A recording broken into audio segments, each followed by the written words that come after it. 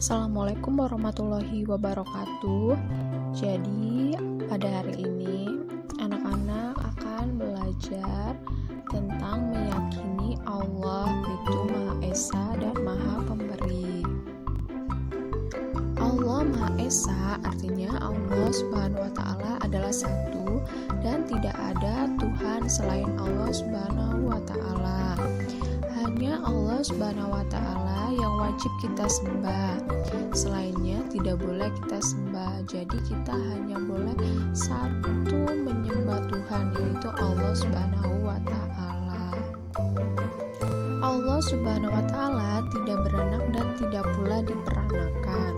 Tidak ada sesuatu apapun yang bisa menyamainya.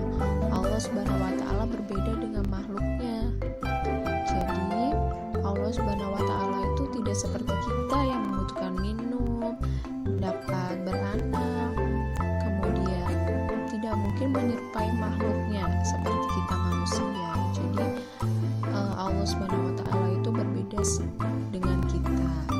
Segala ibadah yang kita lakukan hanya untuk Allah Subhanahu wa Ta'ala. Jadi kita beribadah, kita melakukan aktivitas apapun harus berdasar kepada Allah Subhanahu wa Ta'ala. Oleh karena itu, kita harus beribadah kepada Allah Subhanahu wa Ta'ala, menjalankan sholat, menjalankan berpuasa, mengaji, dan semua yang diperintahkan Allah Subhanahu wa Ta'ala, dan harus menjauhi segala larangannya.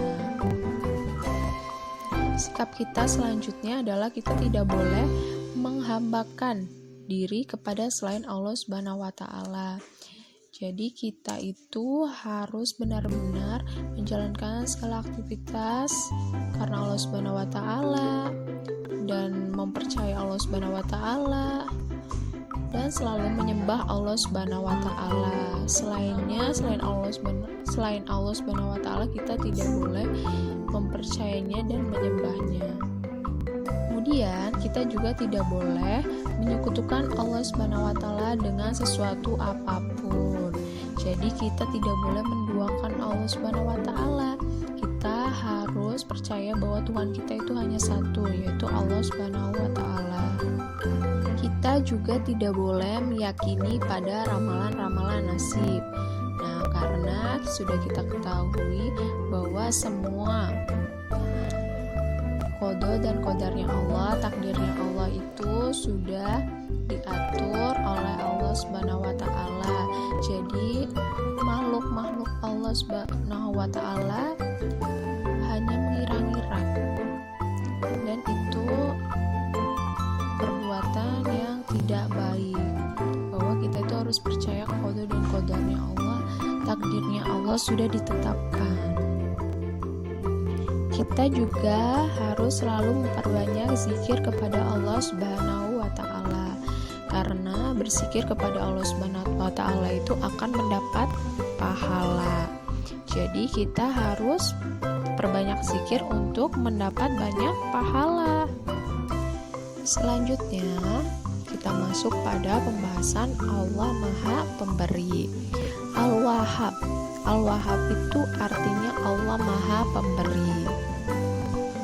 Jadi Allah Subhanahu wa Ta'ala memberikan karunia-Nya kepada semua makhluk yang Dia kehendaki. Allah Subhanahu wa Ta'ala memberinya tanpa pamrih atau tanpa mengharap imbalan apapun. Allah Subhanahu wa Ta'ala memberi kepada semua makhluk tanpa diminta dan tanpa merasa bosan.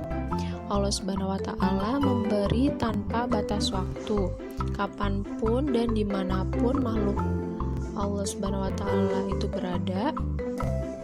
Allah Subhanahu wa Ta'ala terus memberi dan akan tetap memberi apapun yang dibutuhkan makhluknya. Allah Subhanahu wa Ta'ala selalu memberikan yang terbaik bagi semua makhluknya.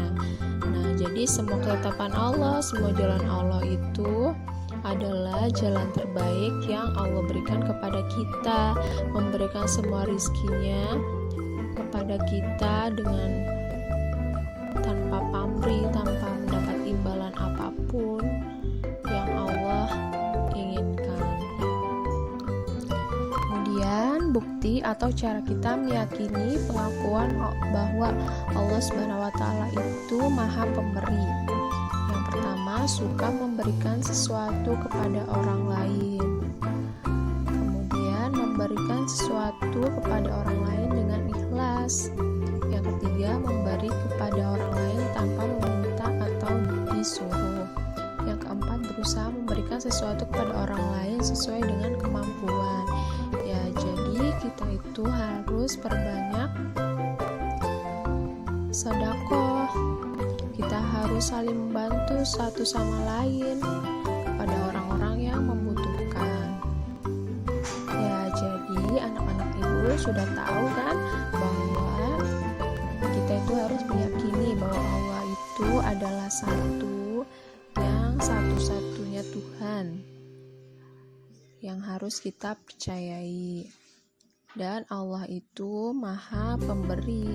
Maka kita itu harus menjalankan semua perintahnya dan menjauhi semua larangannya, selalu menolong satu sama lain, dan jangan lupa memberi kepada yang membutuhkan. Sekian materi yang Ibu sampaikan. Kurang lebihnya mohon maaf. Wassalamualaikum warahmatullahi wabarakatuh.